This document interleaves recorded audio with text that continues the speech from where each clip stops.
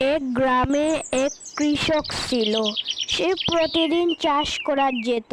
চাষ করে দুপুরবেলা সে বাসায় ফিরতো।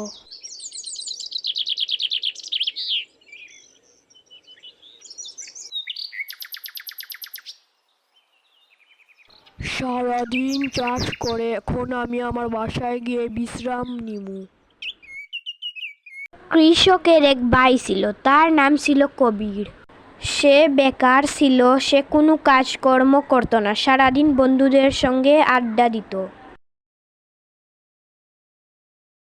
আমি তো বাসায় দেখি বাসা তো পুরা ফাঁকা, কিন্তু আমার বাইক কবির কোথায়? ও, মনে হয় বন্ধুদের সঙ্গে আড্ডা দেওয়া গেছে। আচ্ছা বন্ধুরা, আসি, সন্ধ্যা হয়ে গেছে।